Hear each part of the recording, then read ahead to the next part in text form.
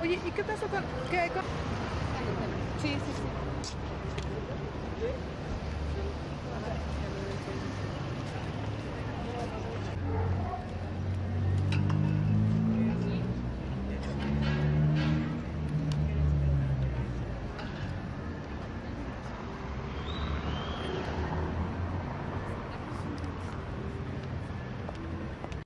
Una de la televisión, por eso te preguntaba. No, no, no. No, nosotros trabajamos con otro equipo.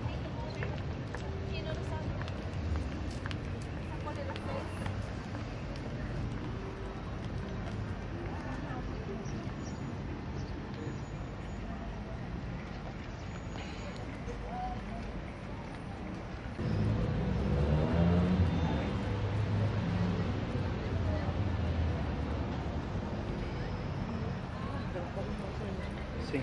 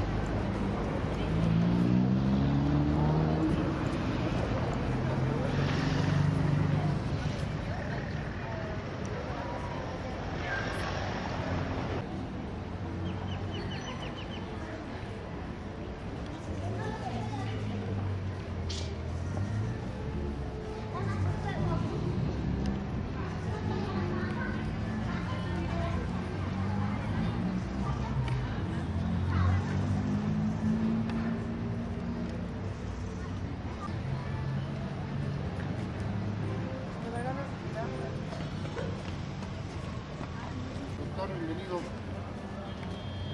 ¿La cosa le ayudo? A ver.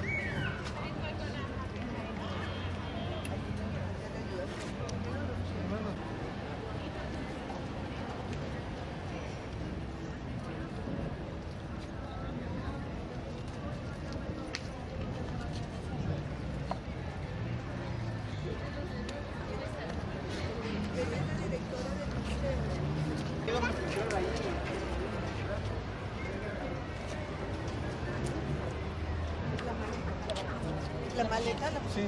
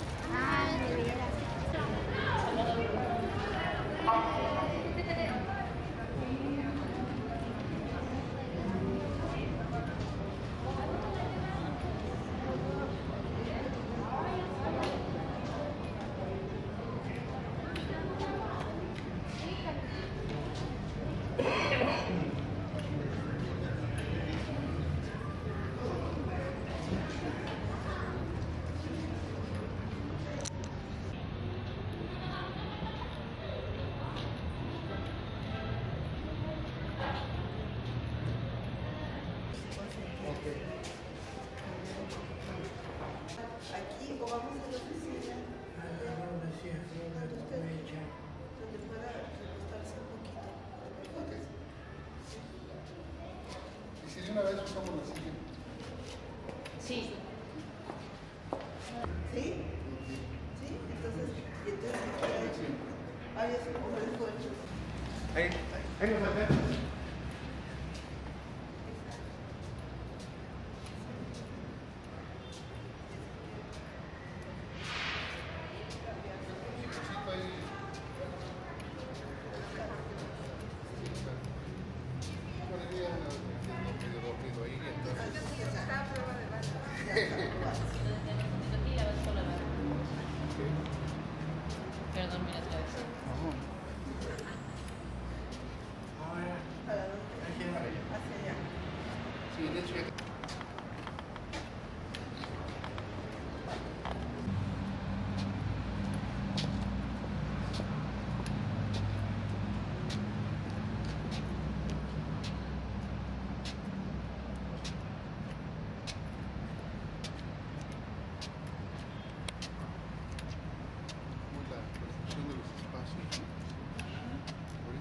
está pareciendo eterno esto.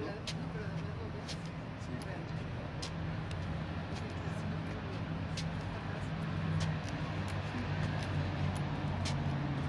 Esto me parecía ¿No has leído ese libro de no. Tras loco los tiempos?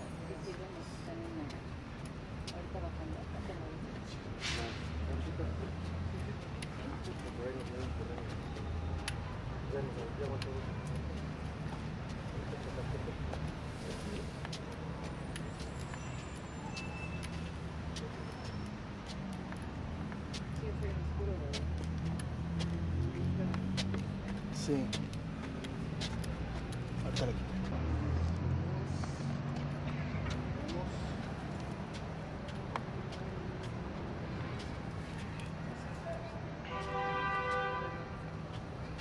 Le cambio, Le presto ahorita mi clase. Esa es una clase de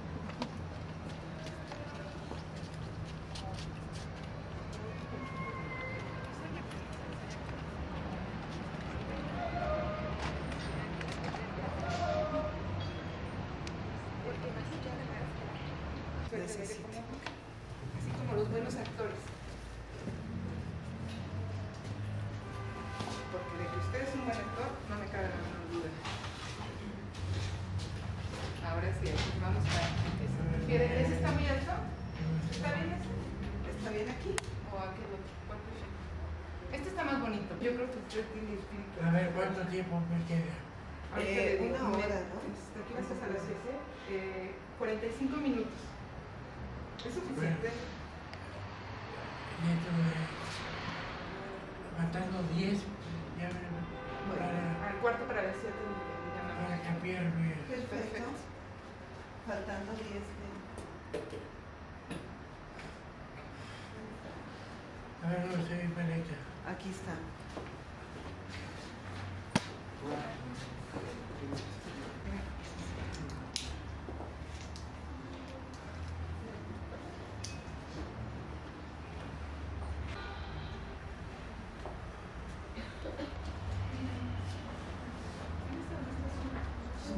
Sí, para que tenga Oye. Si no, mientras le prestamos el rebozo de Cecilia.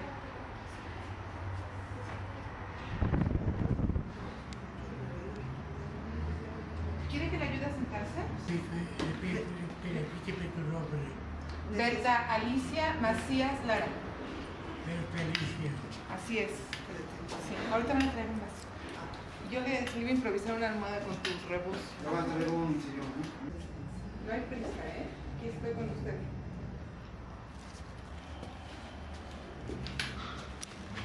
Blanquita.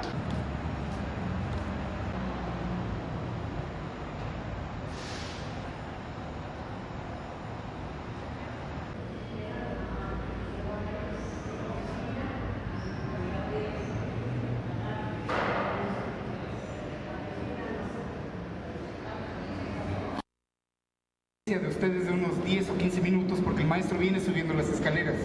Debido a su avanzada edad, las viene subiendo solo porque no admitió ser cargado. Entonces, en 10 o 15 minutos comenzamos nuestra actividad. Solo les suplico su paciencia y comenzamos. Les agradezco mucho.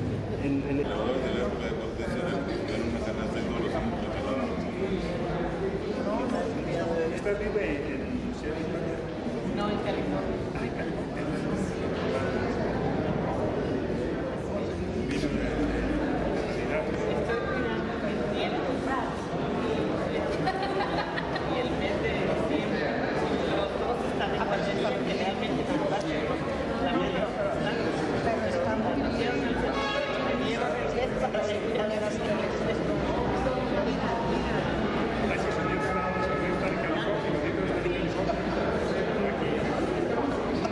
Oye,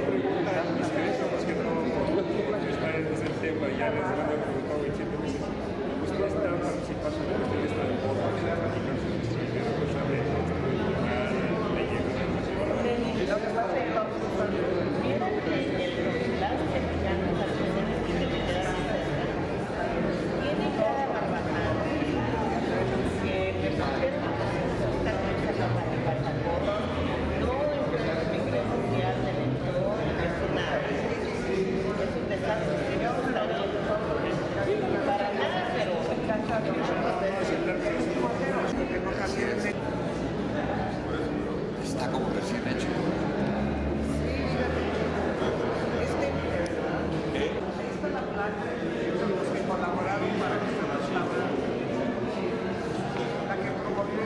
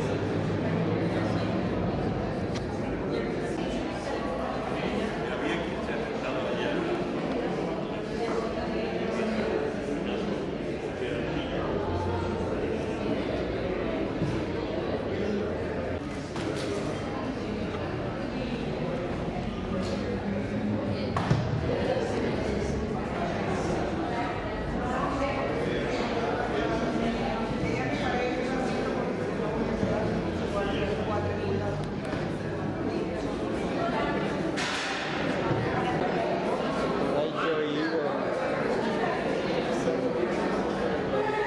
internet. Ya te estás volviendo famoso. ¿Ah, sí? Ah, te vi allí en la conferencia de...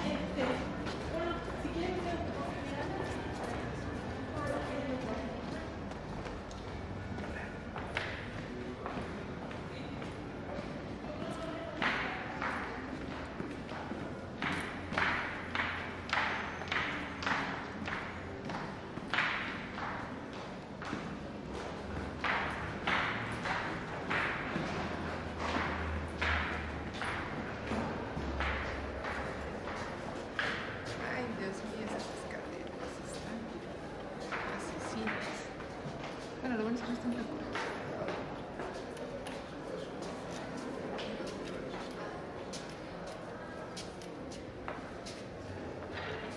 Vamos para acá. Vamos para acá. ¿Cómo no sabíamos? Hola. Tenemos escalera. Hay varios escalones. ¿Por qué no mejor se siente usted en una silla y entre todos estos escalones? Porque son muchos escalones, se nos permite. ¿Sí está de acuerdo? Muy bien, perfecto.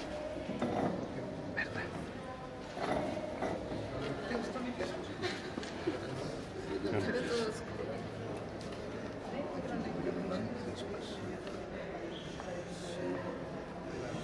Claro, por supuesto. A ver, si quieren. Primero. Dos. Sí, está tremendo.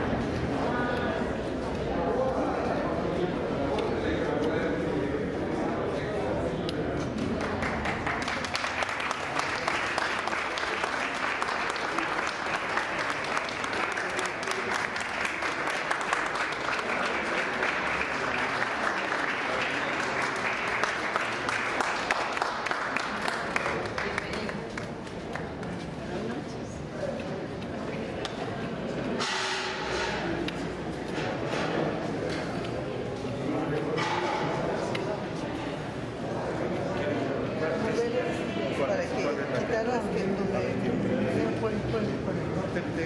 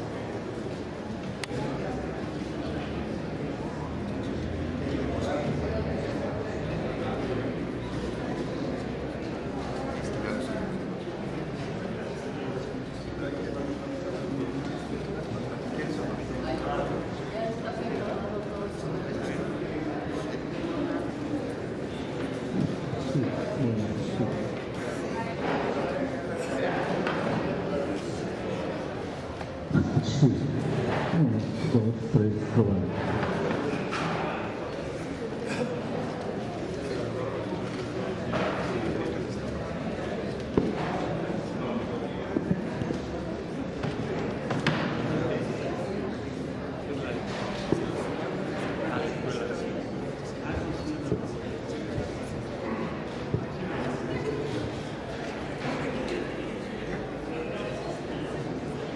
Muy buenas noches a todos. El Instituto Nacional de Antropología e Historia, a través del Centro INA Morelos, les da la bienvenida en este benemérito recinto que se cubre de gala al tener la presencia del maestro José Luis Martínez en esta sala. Una de las misiones de nosotros es difundir cultura y una de ellas es darle a la gente cosas de valor y cosas de altísima calidad. El maestro José Luis Martínez, nacido en 1918 en Jalisco, es uno de los representantes vernáculos de nuestras letras y de nuestra cultura. Según el maestro Gabriel Said, le ha llamado el curador de las letras mexicanas. Su biblioteca es fascinante y enorme, y su trabajo artístico, y sobre todo de cronista y de glosador, de polígrafo, es increíble, inmenso. No conocemos otra personalidad y otra gente que haya hecho el trabajo que él ha hecho. En esta mesa nos acompañan el director del Centro INA Morelos, que es el antropólogo Eduardo López Calzada.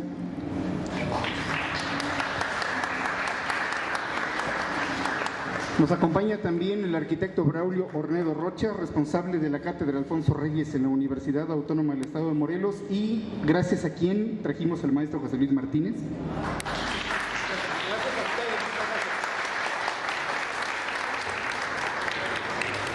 Nos acompaña también la señorita Cecilia Erna, que está en el apoyo para sostener el micrófono y compartir los textos con don José Luis.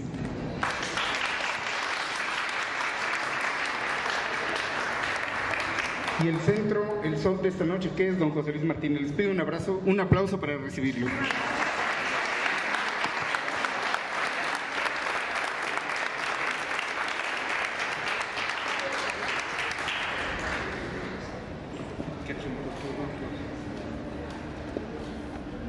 Es un grato privilegio poder compartir con ustedes la presencia de don José Luis en este recinto particularmente que nos remonta precisamente a la temática de la conferencia que él dictará el día de hoy. En nombre de la Cátedra Alfonso Reyes del Colegio Nacional, instalada en la Universidad Autónoma del Estado de Morelos, de la Delegación Regional del Instituto Nacional de Antropología e Historia, a cargo del antropólogo Eduardo López Calzada, y del CIDEM, al doctor Luis Tamayo, que no lo veo por aquí, pero seguramente estará con nosotros en unos momentos más, que es posible que podamos establecer este diálogo, este acercamiento entre una de las personalidades fundamentales, en mi discutible personal opinión, en la cultura mexicana.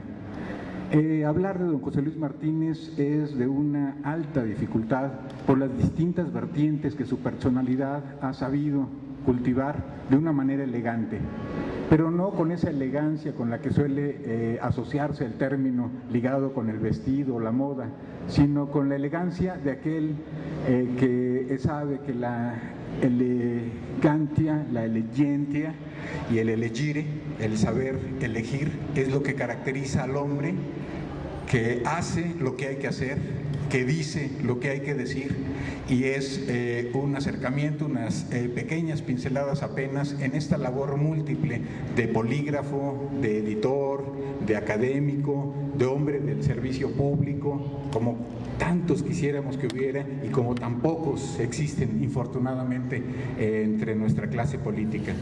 Don José Luis Martínez, en esta última vertiente que mencionaba, fue nuestro embajador en el Perú, fue embajador en París ante la UNESCO, fue embajador mexicano ante la UNESCO y lo fue también en Grecia. Tuvo a su cargo como funcionario cultural el Instituto Nacional de Bellas Artes, la dirección del Instituto Nacional de Bellas Artes y la dirección también de una de las editoriales más importantes, no solo en nuestro país, sino en el mundo hispanoparlante, que es nuestro Fondo de Cultura Económica, el cual él dirigió ejemplarmente, reorientando en un momento en el que el fondo requería volverse realmente otra vez la empresa editorial del Estado mexicano. En su trabajo como bibliófilo, me atrevería a decir, con su permiso y con el de ustedes también, de bibliómano, ha logrado reunir la biblioteca más extensa y más precisa, más atinada que se conoce alrededor de la lengua y la literatura mexicana e hispanoparlante. Desde 1960 pertenece a la Academia Mexicana como miembro numerario. Desde 1980 ha estado al frente de esta corporación de la Academia Mexicana, correspondiente de la Real Española, y ha sabido hacer uso de sus diferentes facetas como hombre líder organizador, como funcionario, como administrador, como visionario, como lector, como escritor y como maestro ejemplar de muchas generaciones. Cabría mencionar que escritores de la talla de Gabriel Said, de José Emilio Pacheco, lo reconocen y lo estiman y lo aprecian como muchas otras generaciones posteriores a esos nacidos en los 30s, en los 40s, en los 50s, en los 60s, en los 70s, en los 80s y los que recién están haciendo, aprendemos y hemos aprendido bajo esta frondosa y fragante sombra de don José Luis Martínez como ensayista, como recopilador minucioso y como crítico profundo, acertado y tenaz de nuestro quehacer literario y cultural. Por último, quisiera mencionar entre estas varias facetas una que nos es muy grata y que nos es cercana. Don José Luis Martínez es quizá uno de los más acertados, de los más estudiosos de algunos personajes claves de nuestra historia. Recordemos sus ediciones de Justo Sierra, sus ediciones de Ramón López Velarde y su edición de Nezahualcóyotl. Y por supuesto esta biografía extraordinaria, esta obra magna que es su acercamiento a la vida de Hernán Cortés. No solamente estas 1000 páginas que conforman su biografía, esta biografía del Fondo de Cultura Económica, sino habrá que recordar que están asociadas con otros 4 volúmenes igualmente amplios de los estudios de los documentos cortesianos. Don José Luis Martínez es quizá, y como uno de estos conocedores profundos, uno de los mejores, de los más cercanos conocedores de la obra de Alfonso Reyes. Fue su colaborador cercano cuando fungió como secretario del Colegio Nacional, y a lo largo de su vida cultivó una amistad en donde las diferentes facetas de estos 2 polígrafos magníficos que han sabido con orgullo ser representantes de nuestra cultura, de nuestra literatura en el siglo XX. Don José Luis Martínez encabeza el Consejo Directivo de la Cátedra Alfonso Reyes, que es un programa de colaboración entre nuestra universidad, la Universidad Autónoma del Estado de Morelos, el Colegio Nacional y esperamos que muy pronto la Academia Mexicana de la Lengua, que como decía hace un momento, don José Luis preside desde 1980. No quisiera abundar, en realidad hay una gran cantidad de cosas que podríamos recordar de don José Luis, pero quisiera apuntar unas breves líneas de uno de los estudiosos de la obra de don José Luis que precisamente marcan un punto de referencia en estas generaciones que hemos estado bajo su cálida sombra. Curador de las letras mexicanas. Pocas lenguas de miles que se hablan han llegado a tener literatura. Es un milagro que aparezca la conciencia literaria y se proponga producir obras perdurables. También es un milagro que aparezca la conciencia histórica de la producción acumulada.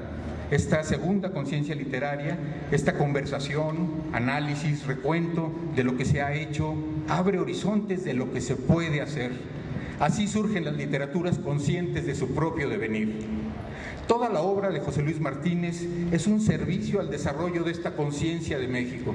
Su principal trabajo, puramente histórico, sobre Hernán Cortés, ha sido un esfuerzo por superar el trauma de la conquista, que todavía deforma la conciencia mexicana.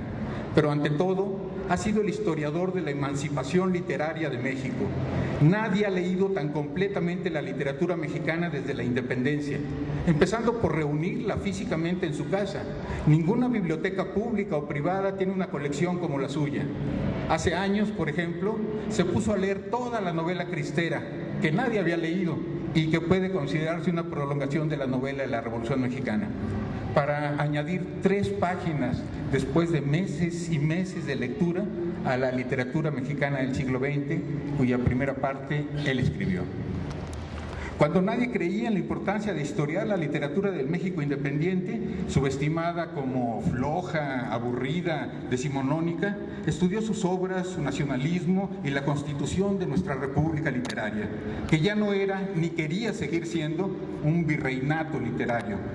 Hay cierto paralelismo en esta empresa con los trabajos de Ángel María Garibay y Miguel León Portilla para la literatura indígena, de Gabriel y Alfonso Méndez Plancarte para las letras novohispanas, de Vicente T. Mendoza y Margit Friend para la canción popular. Como José Luis Martínez, dedicaron esfuerzos menéndez-playescos a campos literarios declarados inexistentes o de poco interés, hasta que ellos demostraron lo contrario. Estos esfuerzos son un lujo y una buena suerte de pocas literaturas. Favorecen el desarrollo sostenido y consciente, aunque no lo aseguran. Las obras inmortales de los clásicos griegos o el siglo de oro español nos hacen olvidar que las literaturas son mortales y que hasta grandes literaturas han venido a menos, con resurgimientos posteriores o muertes definitivas. Nadie sabe cómo empiezan y terminan los milagros. Nada los garantiza. Pero la buena suerte que ha tenido la literatura mexicana desde hace poco más de un siglo le debe mucho a la conciencia histórica de su propio devenir que le ha dado los grandes ciudadanos de nuestra república literaria, desde Ignacio Manuel Altamirano hasta don José Luis Martínez. Es un historiador que se ha ocupado de leerla, documentarla, historiarla, editarla, con un sentido de responsabilidad muy poco común, con un cuidado en la prosa y en el dato que es elocuente por sí mismo. No solo hay que contar la historia, hay que cuidarla, con la esperanza de que siga el milagro. Gabriel Said.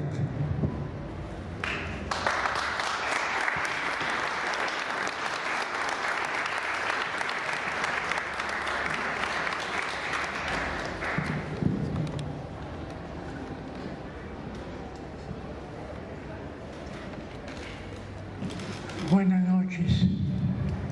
Como ven, todo por servir se acaba. Yo ya estoy cerca del fin. Tengo ahora 87 años y el mes próximo cumplo 88. Son muchos años que acaban por destruirlo a uno paso a paso. Agradezco a todos los que pues me compensan de lo que no puedo hacer por mí mismo, caminar, ponerme de pie, ponerme la chaqueta, etc. Pero aquí estamos todos para escuchar algo sobre Hernán Cortés. Quiero decir en principio que respecto a Cortés no tengo ninguna cosa de aversión o animadversión. Tengo solamente un juicio histórico, un deseo de conocer lo más completo posible a este personaje que cambió nuestra vida. Aquí estábamos al parecer dispuestos a ser un pueblo y Él los convirtió en un pueblo mestizo. Ese es un cambio muy importante para nosotros y que debemos, en lo posible, reconocer. Mi conferencia se llama Repertorio sobre Hernán Cortés. Por esto, a esas alturas he acumulado demasiados estudios sobre un personaje, sobre los personajes que más me interesan de nuestra literatura y de nuestra historia. Alfonso Reyes, Hernán Cortés, Ignacio Manuel Altamirano, Ramón López Velarde y otros. Y en el caso de Cortés, tengo un libro de 1000 páginas acompañado de 4 tomos de documentos cortesianos y unas 500 páginas cada uno. De todos ellos hago un extracto, una elección de los pasajes que pueden ser más interesantes. En la mirada general es sobre la persona. No quiero otra vez contar la conquista, sino contar al hombre valiente y decidido, a veces injusto, muchas veces justo también, sino a mostrar los aspectos personales de él, tanto los que conocemos por la historia misma como por los que nos han legado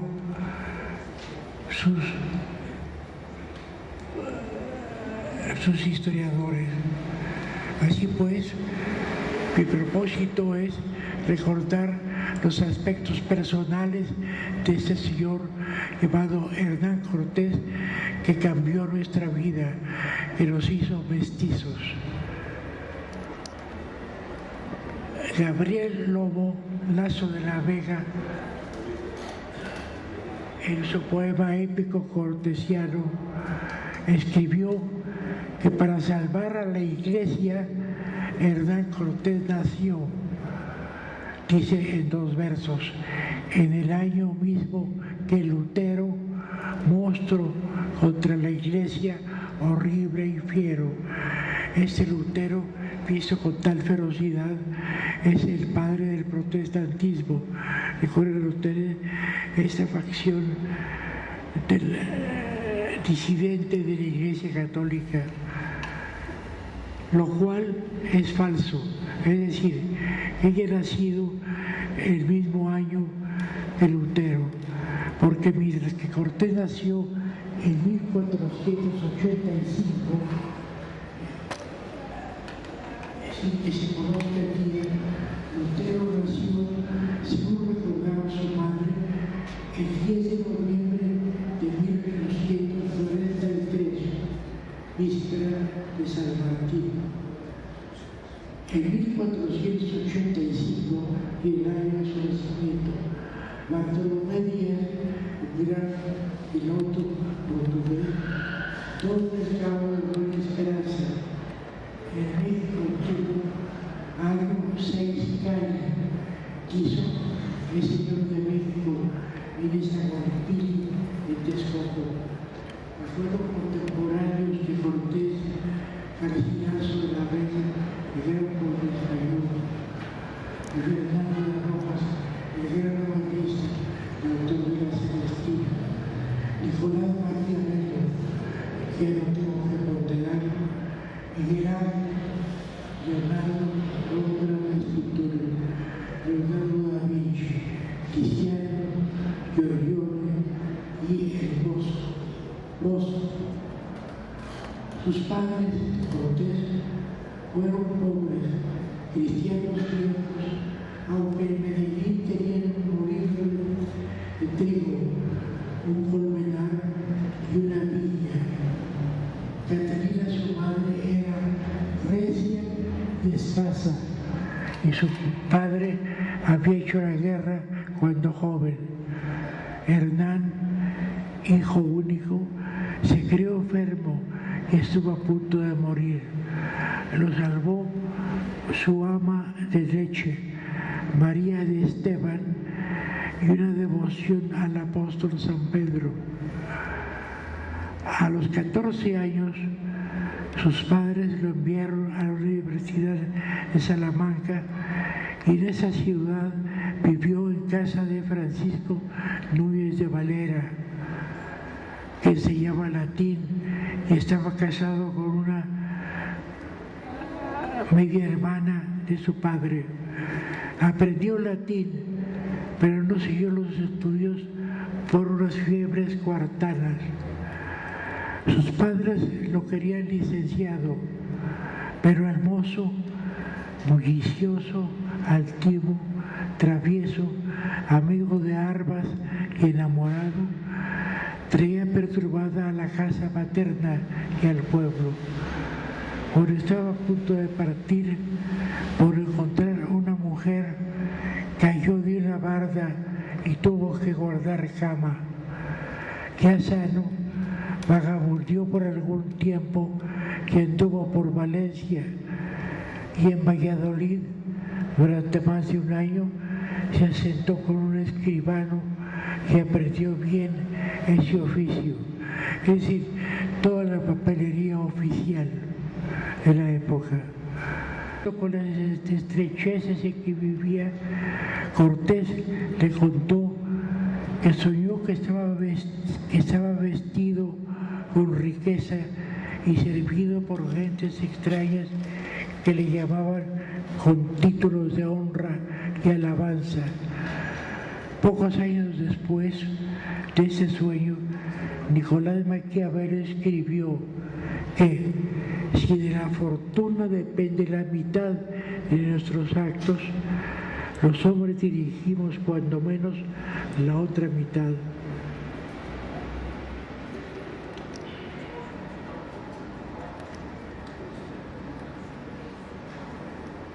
Y sorprende la paciencia con que Cortés esperó alrededor de 10 años la primera coyuntura favorable. Este fue el nombramiento que recibió en Cuba del gobernador Diego Velázquez para ser capitán general de la expedición que se proponía Enrique conquistar el país desconocido que luego se llamaría México. El mozo alocado, decidor y ambicioso de 19 años, cuando llegó a Santo Domingo, tenía ya 34 en 1519. En sus 15 años en las Islas Españolas y en Cuba,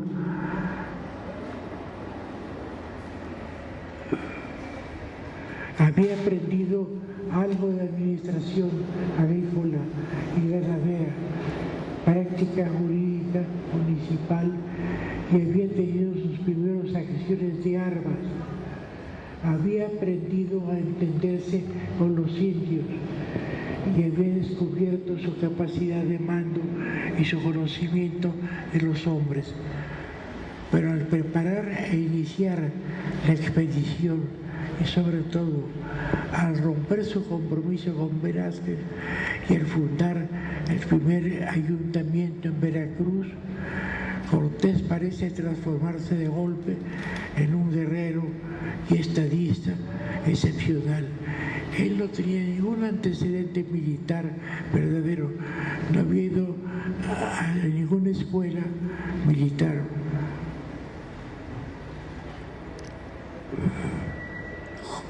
Cortés parece transformarse entonces de golpe en un guerrero y estadista excepcional.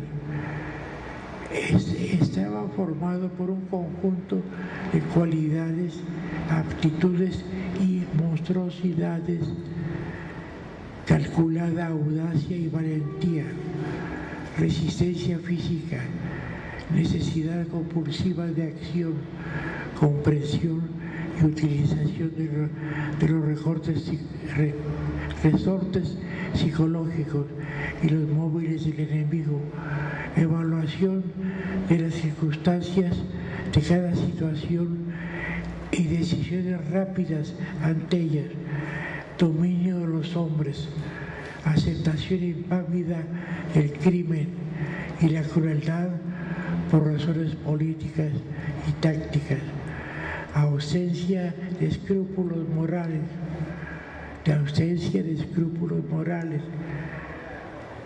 sobriedad en el comer y el beber, avidez erótica puramente animal, sin pasión, curiosidad y amor por la tierra que el pueblo conquistado, con los que acaba por identificarse, y ambición de poder y fama más fuertes que el afán de riqueza.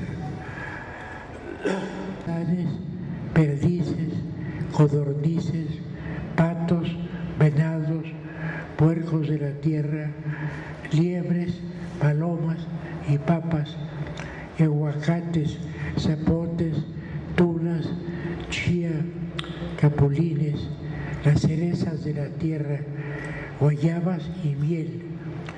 Moctezuma se lavaba las manos antes y después de comer. En su mesa había manteles y servilletas y bajo cada plato caliente un hornillo. Acompañaba la comida con tortillas recién hechas, como seguimos apeteciéndola.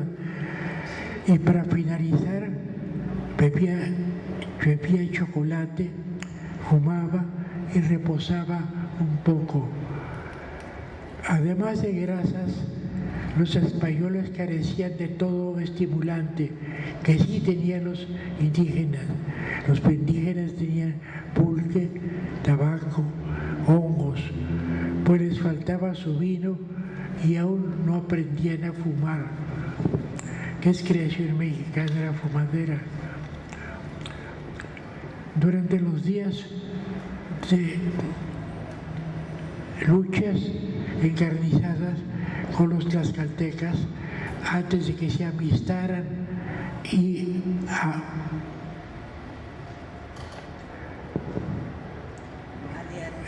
aliaran, en que todos estaban heridos, a Cortés le dieron además calenturas.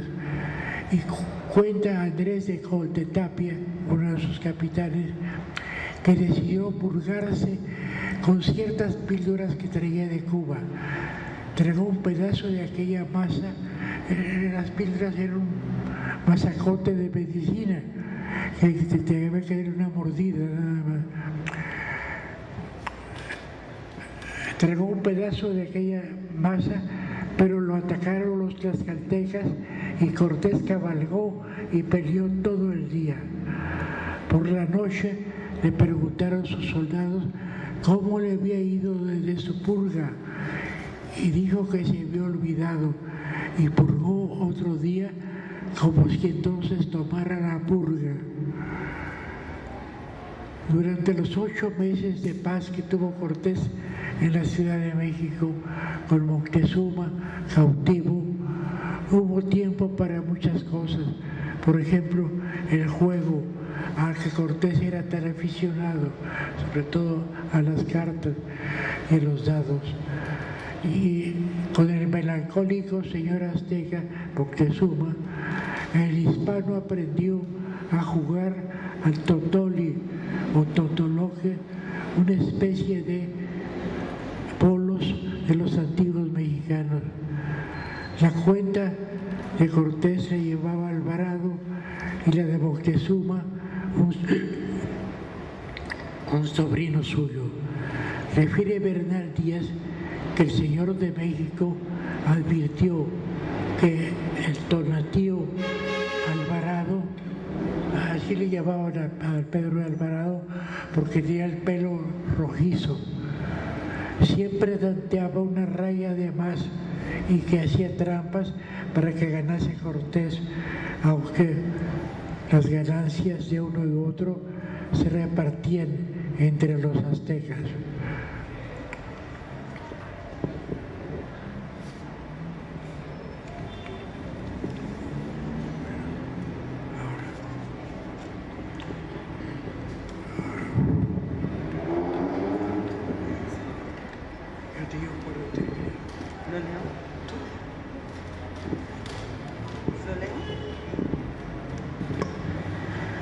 Algunas respuestas en el juicio secreto, infinitas mujeres.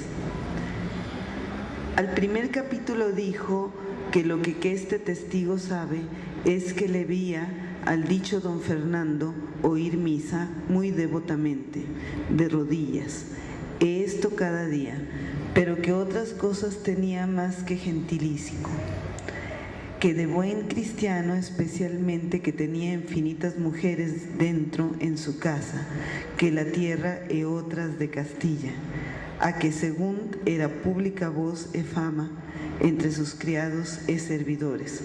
Se decía con cuantas en su casa había, tenía acceso, aunque fuesen parientas unas de otras, que no lo fuesen, y que muy notorio se ha dicho que con primas y con hermanas, y que a este testigo le dijo una mujer, cuyo nombre aquí no se expresa, odó al diablo este hombre, qué bellaco es, que habiendo tenido a mi hija públicamente en Cuba, yendo yo a negociar con él, me tomó y se echó conmigo, y que ansí mismo ha sido muy público en este pueblo y fuera. ¿Hasta ahí?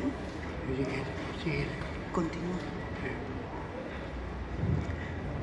Del que se echó con 2 o 3 hermanas hijas de Moctezuma, y que este testigo vido que tenía una hija de Motunzuma que se llamaba doña Ana, por amiga, y que teniéndola este testigo vido que estaba allí, otra prima de la misma doña Ana, preñada del dicho don Fernando, y que a estas las mataron los indios al tiempo que salieron huyendo los cristianos de esta ciudad,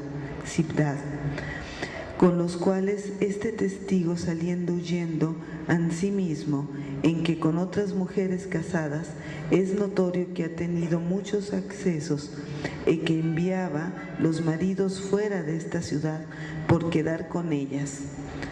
Los nombres de las cuales aquí no se ponen, sacáronse en un papel aparte, y que algunas de ellas parieron del dicho don Fernando. Y ansimismo dijo este testigo que vido facer al dicho Hernando Cortés muchos agravios, en que parece no ser hombre temeroso de Dios, ansí como los que ha expresado arriba en muertes de indios, como de españoles, que vido que hizo ahorcar y afrentar por cosas livianas, especialmente a Juan Escudero y a Diego Cermeño, que los ahorcó, porque como el dicho don Fernando se alzó contra Diego Velázquez, que le había enviado a estas partes, porque estos dos eran criados de Diego Velázquez, se quisieron ir a su señor en un bergantín. Por esto los ahorcó, y cortó un pie a Gonzalo de Umbría, por lo mismo, y a un Villafaña hizo ahorcar, y a otras personas que no se acuerdan. Ahora unos comentarios respecto a este asunto de las echadas de Cortés con las hijas de Moctezuma y con otras mujeres.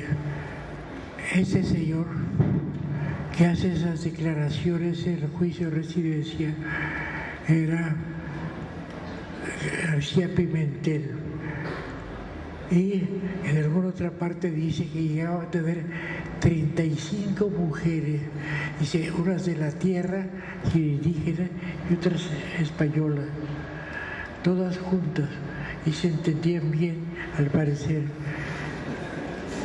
A esto lo celebra mucho un escritor francés reciente cuyos libros están ahora en la librería.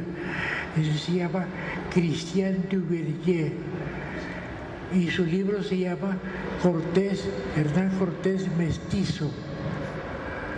Pues bien, la idea de el señor Duverger, a quien conocí, estuve en mi casa, y su acompañante lo único que celebró, me decía, era la habilidad para aprovechar los espacios que quedan libres de los libros verticales para acomodar libros acostados. Decía que era un aprovechamiento genial. Simplemente es un aprovechamiento posible y nada más. Bueno, pues el señor Duverger piensa que esta afición de Cortés por las mujeres, las indias y las españolas, era su voluntad de mestizaje, es decir, de mezclas de las sangres, y que era la base de lo que sería el México actual, que somos un pueblo mestizo. A mí me parece exagerada la interpretación positiva de esta afición de Cortés por las mujeres, que es explicable, aunque él exageraba un poco, porque tener 35 señoritas esperando que lo decidiera por una de ellas. El hecho es que tuvo Cortés 12 hijos, más o menos la mitad indígenas o mestizos y la mitad pues criollos, hijos con su mujer española, doña Juana, y que trató de ser más o menos igual con unos y con otros. Con uno de ellos, una de sus hijas, se casó nada menos que con el señor que está haciéndole estas acusaciones, con García Pimentel, lo cual lo ofreció en sus últimos días y la desheredó, le quitó su derecho a compartir sus bienes. Bueno, por lo cual creo que basta por ver este libro curioso de Duverger, que tiene un prólogo mío y que explica más o menos esto que les he dicho a ustedes ahora. Christian Duverger, y el libro se llama Hernán Cortés Mestizo, y es la defensa de su amor por Parejo, por españolas e indígenas.